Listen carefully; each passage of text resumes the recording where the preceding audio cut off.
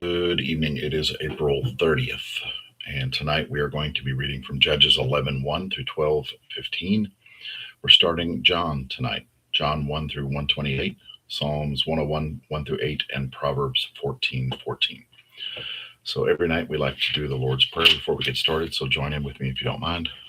Our Father who art in heaven, hallowed be thy name. Thy kingdom come, thy will be done on earth as it is in heaven. Give us this day our daily bread. Forgive us our trespasses, as we forgive those who trespass against us. Lead us not into temptation, but deliver us from evil. For thine is the kingdom, the power, the glory, forever and ever. Amen. Judges 11:1 through 12:15. Jephthah,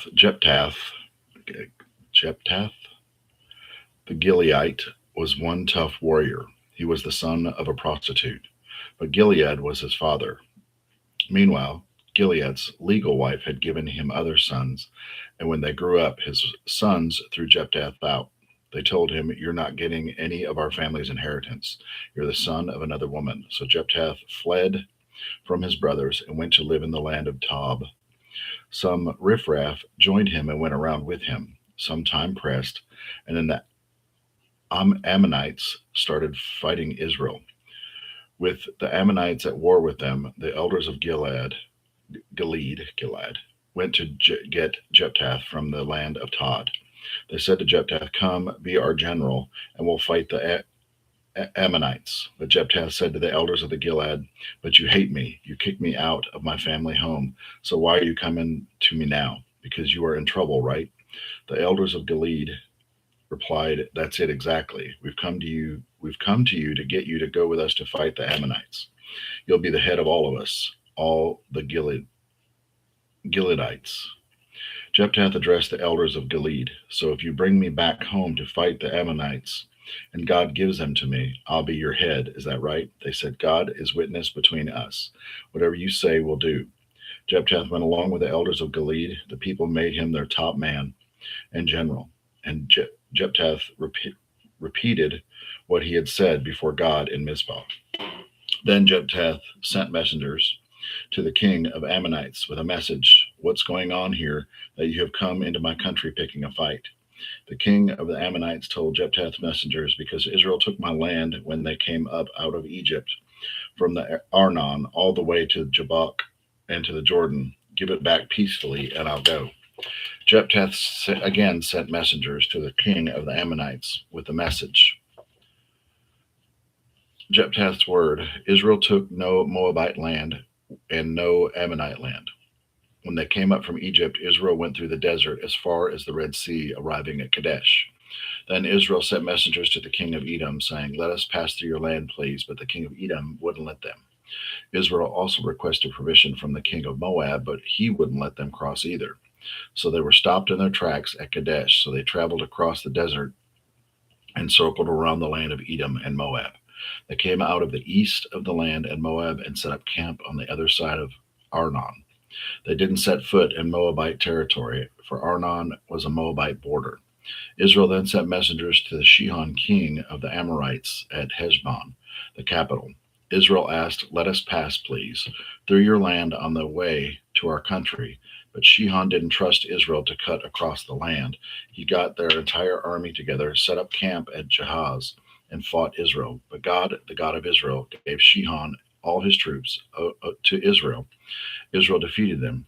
Israel took all Amorite land from the Arnon to the Jabbok, and from the desert to the Jordan. It was God, the God of Israel, who pushed out the Amorites in favor of Israel. So who do you think you are to try to take it over? Why don't you just be satisfied with what your God Chemosh gives you, and will settle for what God, our God, gives us? Do you think you're going to come off better than Balak, son of Zippor, the king of Moab? Did he get anywhere in opposing Israel? Did he risk war? All this time, it's been 300 years now that Israel has lived in Heshbon and its villages, in Aror, Aror, and its villages, and all the towns along the Arnon. Why didn't you try to snatch them away? No, I haven't wronged you, but this is an evil thing that you're doing to me by starting a fight. Today, God, the judge, will decide between the people of Israel and the people of Ammon. But the king of the Ammonites refused to listen to a word that Jephthah said to them. God's spirit came upon Jephthah. He was across Gilead and Manasseh, when through Mizpah and Gilead, and from there approached the Ammonites. Jephthah made a vow before God. If you give me a clear victory over the Ammonites, then I will give God whatever comes out of the door of my house to meet me when I return in one piece from among the Ammonites. I'll offer it up a burnt offering, sacrificial burnt offering. Then Jephthah was off to fight the Ammonites, and God gave them to him. He beat them soundly all the way from Aroer to the area of Minnith, as far as Abel Karamin. 20 cities, a massacre, Ammonites brought to their knees by the people of Israel. Jephthah came to Mizpah. His daughter ran out of the house to welcome him, dancing to tambourines. She was his only child. He had no son or daughter except her. He had no son or daughter except her. When he realized who it was, he ripped his clothes, saying, "Oh, dearest daughter, I'm dirt. I'm despicable. My heart is torn to shreds. I made a vow to God that I can't take back." She said, "Dear father, if you made a vow to God, do to me what you vowed." God did his part and saved you from your Ammonite enemies. And then she said to her father, "But let this one thing be done for me. Give me 2 months to wander through the hills and lament my virginity, since I will never marry." Well, and my dear friends. "Oh, yes, go," he said. He sent her off for 2 months. She and her dear girlfriends were among the hills, lamenting that she would never marry. And at the end of the 2 months, she came back to her father, and he fulfilled her vow with her that he had made. She has never slept with a man. It has become a custom in Israel that for 4 days every year the young women of Israel went out to mourn for the daughters of Jephthah and Gileadite. Wow, that's kind of deep. I don't remember reading that story. The breakdown of Judges 11:1 through 12:15. Jephthah and the cost of reckless words. Jephthah starts as an outcast, but becomes a leader. God can use anyone. He wins battles, but makes a rash vow that costs him deeply. The lesson: victory from God doesn't require stupid promises. Then pride shows up. Ephraim complains again, leading to unnecessary conflict and death. The takeaway: God delivers, but your mouth can still wreck your life. Discipline your words and your pride. John. Well, hang on, maybe I'm not done yet.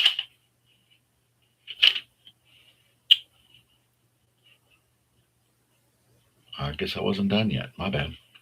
I thought I was. The men of Ephraim mustered their troops, crossed over to Zaphron, and said to the Jephthah, "Where did you go? Why did you go out and fight the Ammonites without letting us go with you? We were going to burn your house down on you." Jephthah said, "I and my people had our hands full negotiating with the Ammonites." And just making sure I didn't read over it. "And did I call you for your help? I did call you for your help, but you ignored me. When I saw that you weren't coming, I took my life in my hands and confronted the Amorites myself. And God gave them to me. So why did you show up here today? Are you spoiling for a fight with me?" So Jephthah got his Gilead troops together and fought Ephraim. And the men of Gilead hit them hard because they were saying, "Gileadites are nothing but half breeds and rejects from Ephraim and Manasseh." Gilead captured the fords of the Jordan on the crossing of Ephraim. If an Ephraimite fugitive says, "Let me cross," the men of Gilead would ask, "Are you an Ephraimite?" And he would say, "No." And they would say Shibboleth. But he would always say Shibboleth. Sibboleth. He couldn't say it right. Then he would grab him and kill him here at the fords of the Jordan. 42 Ephraimite divisions were killed on that occasion. Wow. Jephthah judged Israel 6 years. Jephthah the Gileadite died and was buried in his city, Mizpah of Gilead. After him, Ibzan of Bethlehem judged Israel. He had 30 sons and 30 daughters. He gave his daughters in marriage outside his clan and brought in 30 daughters-in-laws from the outside for his sons. He judged Israel 7 years. Ibzan died and was buried in Bethlehem. After him, Elon the Zebulite judged Israel. He judged Israel 10 years. Elon the Zebulite died and was buried in Ajalon in the land of Zebulun. After him, Abnon, son of Hillel, the Parathite, judged Israel. He had 40 sons and 30 grandsons who rode on 70 donkeys. He judged Israel 8 years. Abnon, son of Hillel, the Pathronite, died and was buried in Parathon in the land of Ephraim in the Amalek hill country. Okay, now the breakdown of Judges. Judges was a long one tonight. 11, 1 through 12, 15. Jephthah and the cost of reckless words. So I'll read it again. Jephthah starts out as an outcast but becomes a leader. God can use anyone. He wins battles but he makes a rash vow that cost him deeply. The lesson: victory from God doesn't require stupid promises. Then pride shows up and Ephraim complains again, leading to unnecessary conflict and death. God delivers, but your mouth can still wreck your life. Discipline your words and your pride. John 1, 1 through 28. The Word was first, the Word present to God. God present to the Word was God. In readiness for God from day one, everything was created through him. Nothing, not one thing, came into being without him. What came into existence was life, and the life was light to live by. The life light blazed out of the darkness, and darkness couldn't put it out. There once was a man, his name was John, sent by God to point out the way to the life light. He came to show everyone where to look, who to believe in. John was not himself the light. He was there to show the way to the light. The life light was the real thing. Every person entering life, he brings into light. He was in the world was there through him, and yet the world didn't even notice. He came to his own people, but they didn't want him. But whosoever did want him, who believed he was who he claimed, and would do what he said, he made to be their true selves, their child of God selves. These are the God begotten, not blood begotten, not flesh begotten, not sex begotten.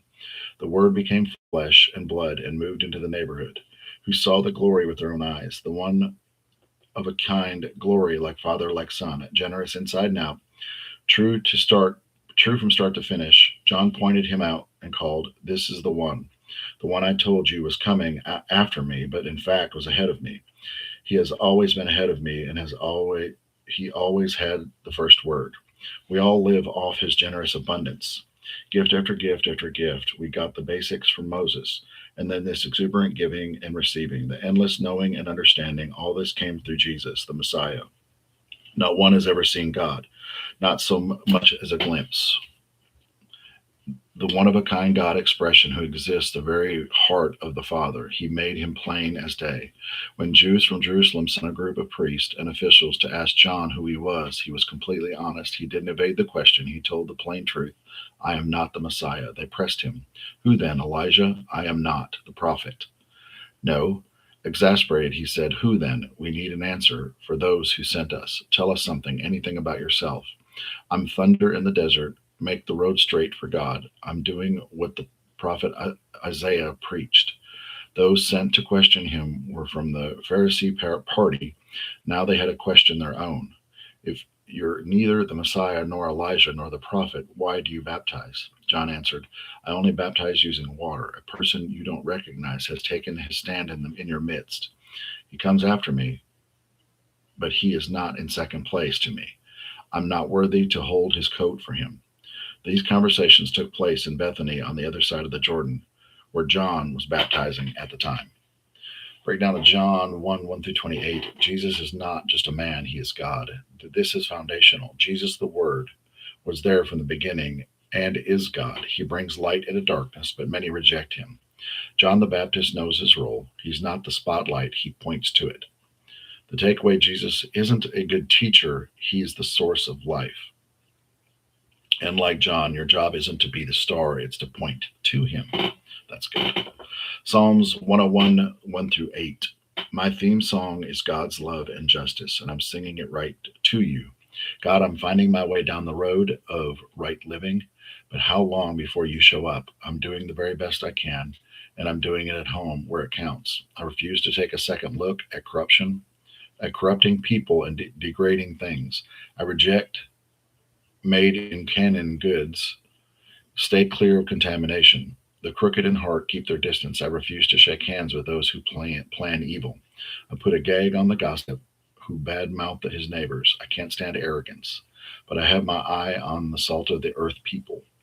They're the ones I want working with me.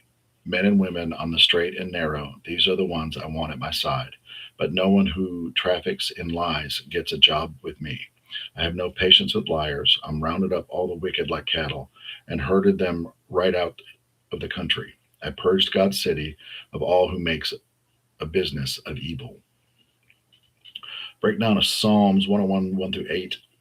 Personal standards matter. David lays out how he's going to live. Integrity, not tolerance for corruption. No gossip, no prideful people around him. No prideful people around him. His in, he's intentional about his environment and character. The takeaway says you don't drift into righteousness, you decide it. That's deep. What you allow around you will shape who you become. One of the things I say all the time is the five people you hang around is who you're going to become in the next 6 months. And that's pretty much exactly what this is saying. Proverbs 14:14. A mean person gets paid back in meanness. Is a mean person gets paid back in meanness. A gracious person in grace. Yeah, I can think of several mean people that will get paid back. Ugly, ugly people. That's not cool. Proverbs 14:14. You reap who you are and what you are. The backslider gets filled with his own ways. Translation: you don't accidentally end up empty or fulfilled. You're eating the fruit of your own choices. The takeaway says your daily decisions are building your future, period. Yeah, we got, let's see, Rachel, Heidi, Megan, ugly, evil people. Not good. If no one told you today, I love you. I hope you have a better than good night. And we are done with April. Tomorrow is May 1st. We did just start John. So I think we'll be in Judges for a little while still. And if looking forward to you pressing the follow button, share with other people, get some more people on this, and looking forward to you staying with me. We're reading Old Testament, New Testament, Psalms, and Proverbs. I love you. I love you. I love you. We'll see you tomorrow, May 1st. Have a good night.